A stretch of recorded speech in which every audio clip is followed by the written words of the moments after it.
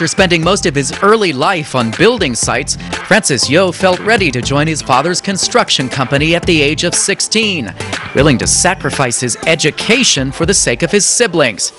8 years and a university degree later, Francis entered the company with the ambition of turning around the ailing industry. Locked into the Singapore Flyer for 30 minutes, we ask Francis Yeoh about the early days of financial strain and his father's influence on his career. The company, YTL, is named after your father, Yeoh, Yes. who is also still the chairman of the company. Yes. How much involvement does he have in the running of YTL? Well, we go to him for advice when we want to do a big deal.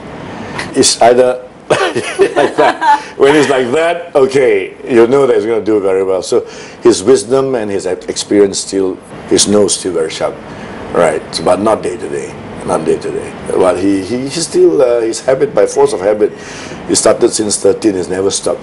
So he like to go to construction sites still and wake everybody up, you know, and still look for stuff. He's still very interested. He did the right thing to educate the kids in England. So when I wanted to quit and join him at 16, at that time, times were tough. Like one of these Chinese families, the elder son quit and let the other younger brothers go to school stuff. Said nothing doing. That is silly. That's not a good idea, because if you do that, then there's no future. He said, you can't work as hard as I or grandpa. So it's not about hard work. It's about being able to change the business and being able to adapt with the business that is moving in a different direction. How difficult was it, though? Take us through those times, because you were sent to school after your dad managed to garner enough funds to send you to the to the UK. There must have been a lot of pressure on you to perform, because he expected you to come back to make a difference to the company. Yes, a lot, because not only that I'm the elder son, and I've got six. The eldest of seven siblings. Yeah. And I have to show an example by graduating with an honors degree in civil engineering, so that they will all follow suit. I want them all to be civil engineers. Most of them became civil engineers. Why though? Because we wanted to build a technologically strong engineering company as a base. Because it started as a construction company. That's it. So stick to our core competency. But the difference is that I felt confident that we could harness change. Before change hit us, we could change an industry, construction industry, which was a terrible industry.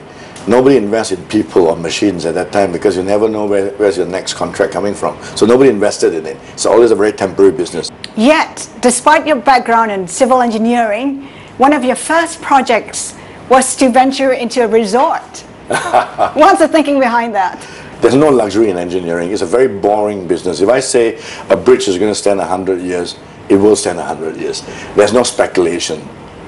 We are not artists, we are scientists. So we like to extend our scope a bit to architectural, to landscaping, to interior design. So it's out of boredom, but similar to engineering, but more to do with value add of lifestyles. So we went into hotels just to add a bit more fun to what we do. Still need the old and core skills of engineering, but you can then have architects, interior design, and build places to serve people.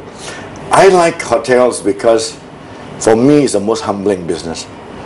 It's a difficult and competitive business. That's what I like it. It's the sense of stewardship of God's assets.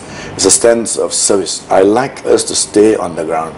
And it's not easy to make money on hotels, but I have got a fantastic team, very passionate. And we've got so many years of experience of losing money in the wrong way. We've learned some mistakes. So we've learned how to make money out of hotels. Always never cut corners, and always give the best, enhance assets where people really love. We love all of that experience to serve people. And no matter how big we are today in all our business, I will always like to do some hotel and expand that, because it's a business that serves people. Standing here today, it's hard to imagine that YTL has made mistakes, but it has. You have a museum of mistakes. That's right. Tell us. I think we were very blessed that we made mistakes, but not big ones. So much so that the culture of being careful and prudent, and it works, that is almost quite a DNA of YTL. They are not going to come up with silly ideas anymore today, I can assure you. So today, less and less, and as the company grew to such a size, today we are talking a turnover of 18.5 billion ringgit sales. So we can make serious mistakes today if we have not had that early museum of mistakes where we experimented with maverick ideas. So it's very good when the siblings were young, they wanted to have ideas. They probably thought maybe construction is too boring and too restrictive, but everybody understands now to stick to our core competency on infrastructure, do what we know best, around anything.